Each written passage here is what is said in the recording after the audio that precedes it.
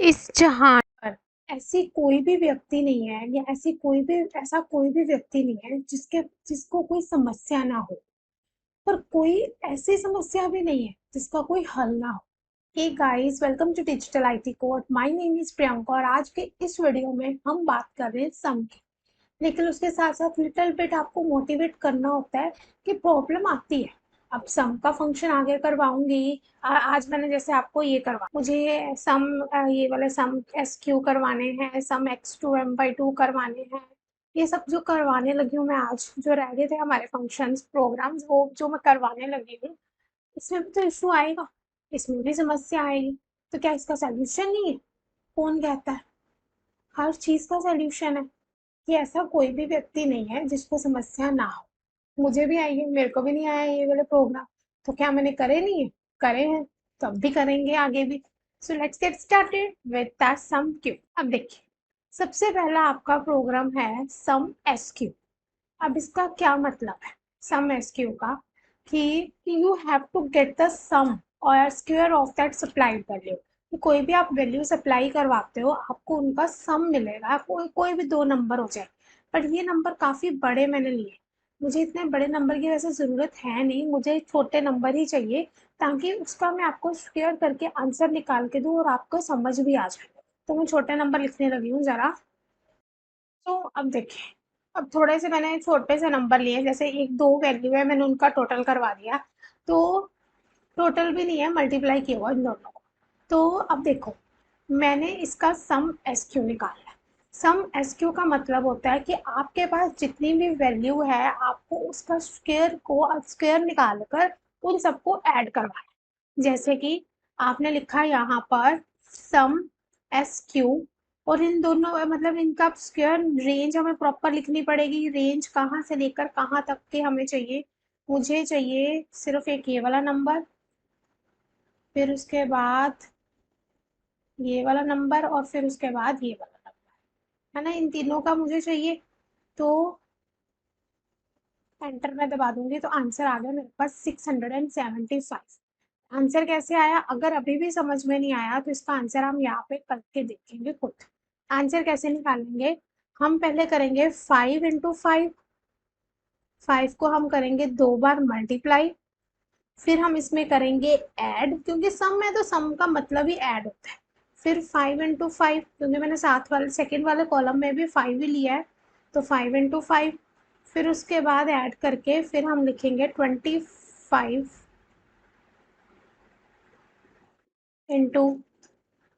25। तो आंसर मेरा क्या आ गया? 675। यानी कि सम एसक्यू में क्या हुआ कि जो मेरे पास नंबर थे, मैंने उन सबको क्या करवा दिया? आपस में ऐड करवाया, उनका स्क्वायर निकाल के। स्क्वायर निकाल लो, ऐड करो, आपका आंसर आपके हाथ में होगा। यहाँ पर भी ऐसे ही है। ठीक है, इसको मैं ड्रैग एंड ड्रॉप कर रही हूँ, सभी का आंसर आ गया।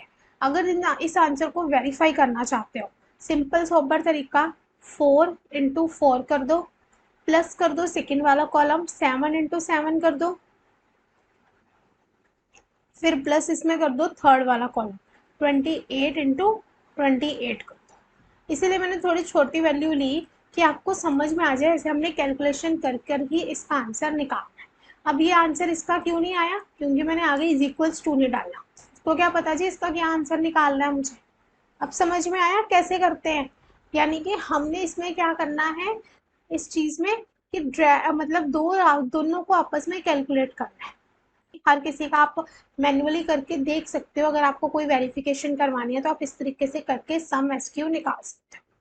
अब नेक्स्ट हमारे पास है, अगला मेरे पास नेक्स्ट वाला है सम x2 p/2। सम x2 p/2। अब इसको कैसे करते हैं? इसका मतलब होता है you will get the sum of the square in two array. दोनों एरे का आपको दो एरे का मिलेगा। इसमें सेम चीज है, सम एसक्यू में क्या था कि you will get the sum of the square of the supplied value, कि आपके पास जितनी वैल्यू है आपको उन सबको सम मिलेगा। लेकिन सम x2 में क्या होगा? You will get the sum of the square in two array.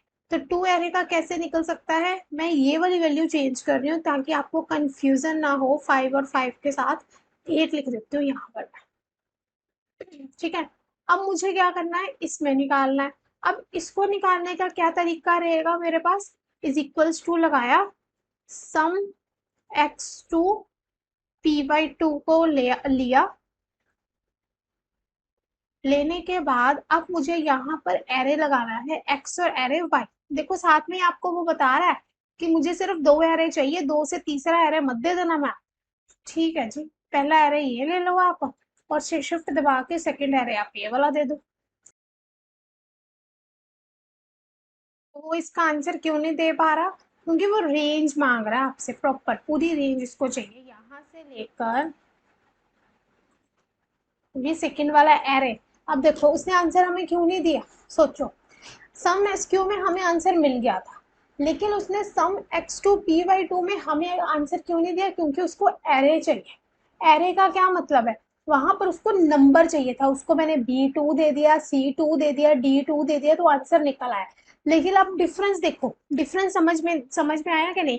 इस केस में क्या था, इस केस में उसको नंबर मिल जाए तो उसने आंसर दे दिया। इस केस में उसको एरे चाहिए, तो एरे हमारा हमेशा ज्यादा वाला होता है। तो मैं यहाँ से स्टार्ट करूंगी और यहाँ तक लेके जाऊंगी तो मेरा एरे बनेगा ना, इस तरीके से। उसके बाद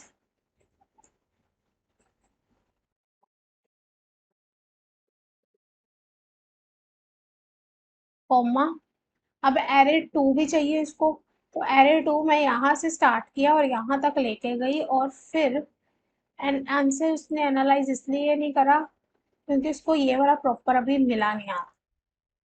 देखो ना, कॉमा लगा दिया यहाँ पर, फिर मैंने ये वाला पहले वाला एरे भी गलत हो गया। अब देखो, उसने क्या मांगा मेरे से, एरे एक्स और एरे वाई। तो एरे एक्स मेरा यहाँ से स्टार्ट हुआ, यहाँ तक गया, फिर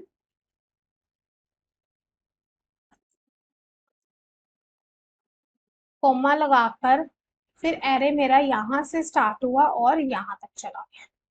फिर उसके बाद आंसर मेरे पास कितना आ गया जी? 821। अब देखो आंसर कैसे इसका निकला। आंसर उसने निकाला है, इस चीज का पहले स्क्वायर किया, फिर इसका स्क्वायर किया, तो आंसर निकला है मेरा। यानी कि मुझे इस पूरी वैल्यू को स्क्वायर में करना है। अगर इसमें मैं एक कॉलम और इंसर्ट करवा दूं और यहाँ पर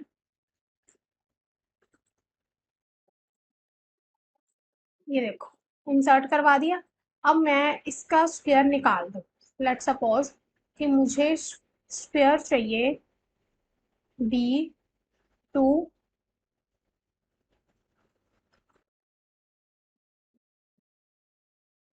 का 2, आंसर आ गया 25। तो इसी तरीके से बाकियों का भी निकल जाएगा आंसर।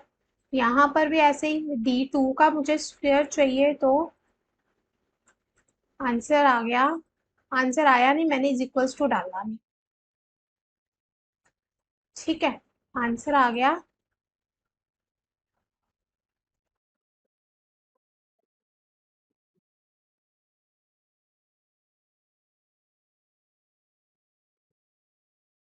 64।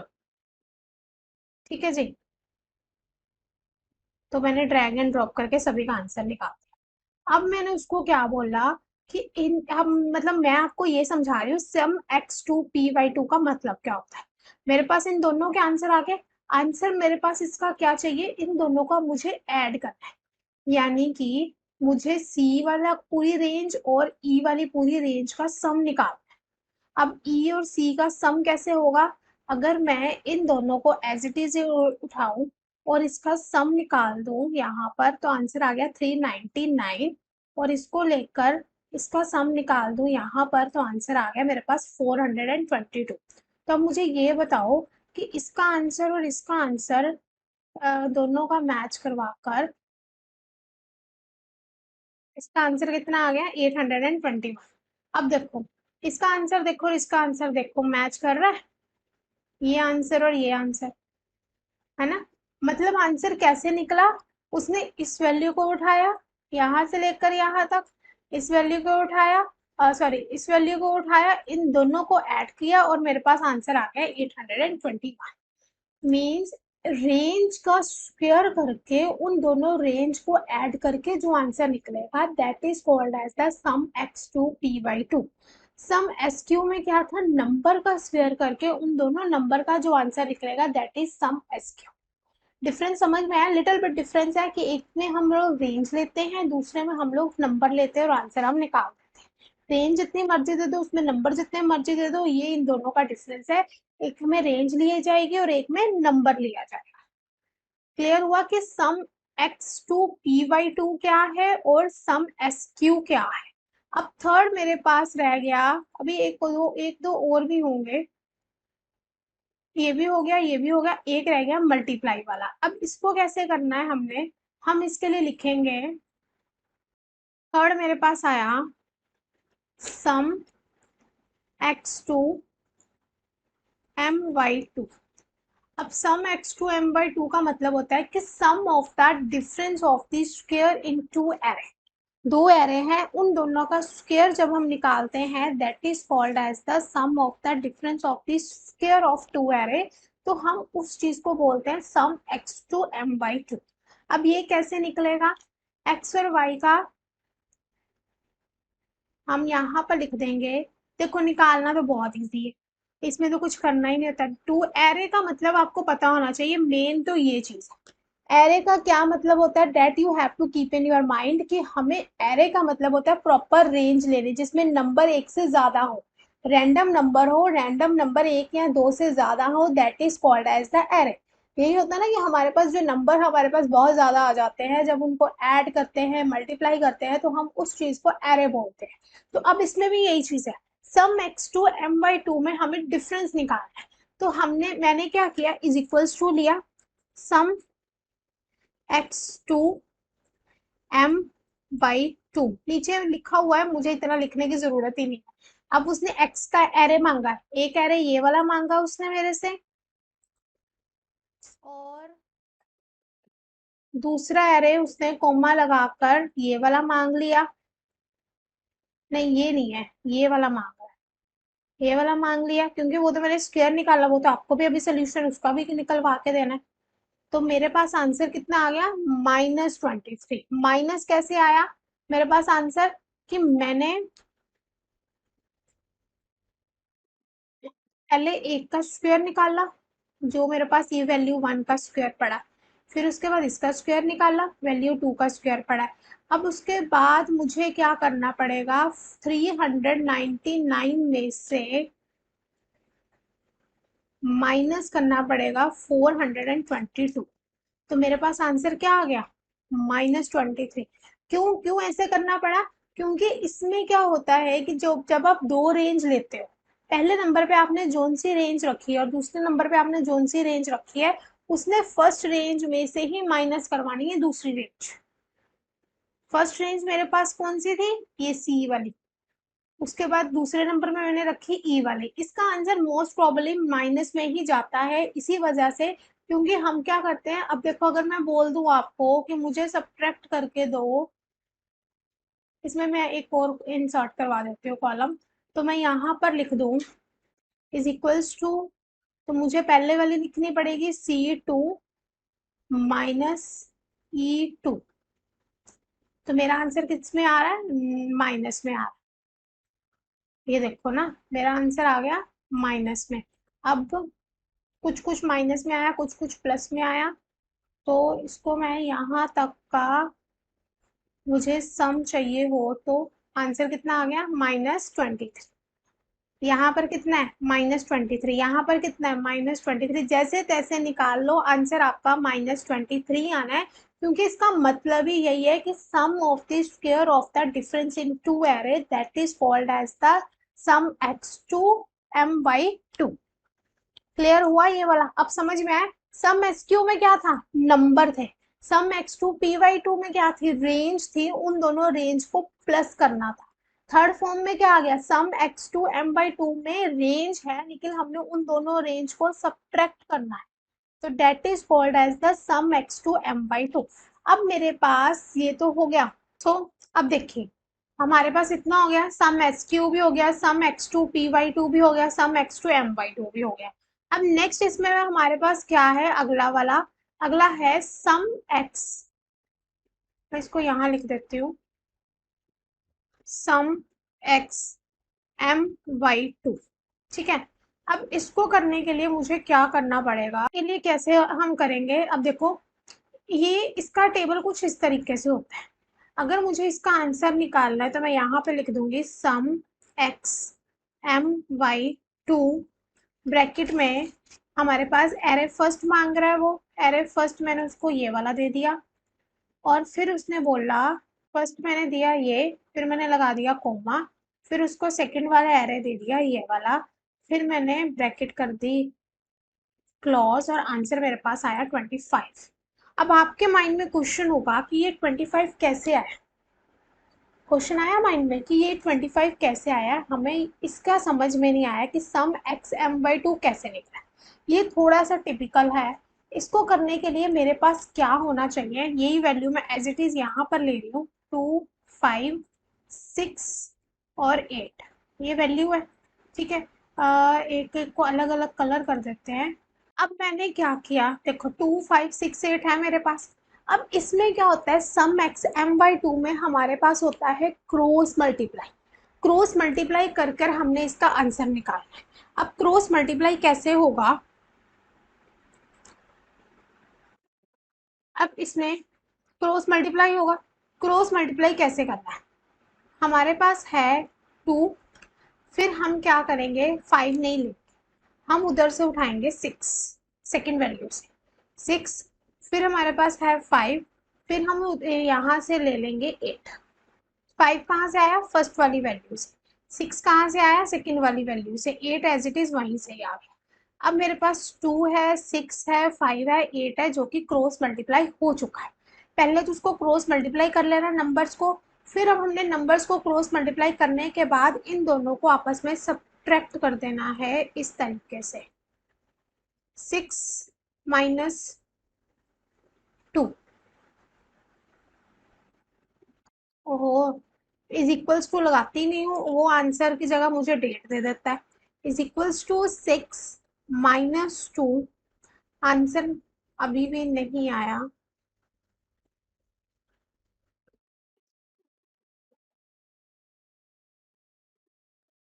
डेट की फॉर्म में लिखा हुआ है क्या, कस्टम लिखा हुआ है, आंसर क्या आ गया 4। अब उसके बाद इसको भी ऐसे करो, 8 माइनस 5 कर दो, 8 माइनस 5, तो आंसर मेरे पास क्या आ गया 3, 3 आ गया, इधर क्या आया 4 आया। अब क्या करना है आपने, इसका आंसर 3 है, इसका आंसर 4 है। 4 का स्क्वायर क्या होता है 16, निकल जाएगा या निकाल दूं, आपको पता ही होगा, वो वाला इजी है। 4 का स्क्वायर क्या होता है 16, और 3 का स्क्वायर क्या होता है 9, आंसर आ गया मेरा 9। अब मुझे क्या करना है, इज इक्वल्स टू लगाकर 16 को 9 के साथ प्लस कर देना है, तो मेरा आंसर कितना आ गया 25। ये मतलब है सम एक्स एम बाई टू का, कि कोई भी दो वैल्यू आप ले लो, उन दोनों वैल्यू को आपको क्रॉस मल्टीप्लाई करवाना पड़ेगा, क्रॉस करके इधर इधर मतलब अलग अलग अलग दोनों तरफ को लेके जाना पड़ेगा, फिर उनको आपस में सब्ट्रैक्ट करना पड़ेगा, सब्ट्रैक्ट करने के बाद ही उसका आंसर निकलेगा। ठीक है, सब्ट्रैक्ट करवाने के बाद आपके पास उसका आंसर आ जाएगा, और आंसर आपके हाथ में है। इजी है, नहीं इजी, ये लास्ट वाला थोड़ा डिफिकल्ट है, बाकी इजी है। सम देखो, सम एस क्यू में क्या था, नंबर थे, नंबर को प्लस करवाना था स्क्वायर निकाल कर। सम एक्स टू में क्या था, रेंज थी, रेंज को प्लस करवाना था स्क्वायर निकाल कर। Sum x two M by two में भी ऐसे था, रेंज थी, रेंज को सब्ट्रैक्ट करवाना था स्क्वायर निकाल कर। अब सम एक्स एम बाई टू में क्या है, रेंज है, रेंज को क्रॉस मल्टीप्लाई करवा के सब्ट्रैक्ट करवा कर फिर उसको हमने स्क्वायर निकाल कर फिर सम निकाल, ये फर्क है दोनों में। तो आया समझ में। तो आज के लिए काफी है ना इतना, सम फंक्शन आपको लास्ट वीडियो मैंने करवाए हैं, इस वीडियो में वो वाले सम फंक्शन करवाए हैं जो उसमें से रह गए थे। मैंने आपको बोला था मैं नेक्स्ट वीडियो में अलग से करवाऊंगी, क्योंकि इकट्ठा करवाती तो सम फंक्शन में कंफ्यूज हो जाते हैं। ये सब अलग अलग है, अलग अलग हर किसी का फंक्शन है, ये सारे स्क्वायर मेथड है, तो इसीलिए मैंने इसको अलग रखा है। ठीक है, इस वीडियो में इतना काफ़ी है। लाइक करो, शेयर करो, सब्सक्राइब करो, जितना मोटिवेट कर सकते हो मेरे को, खुद को, उतना ज़्यादा करो। Thank you so much for today. Bye bye.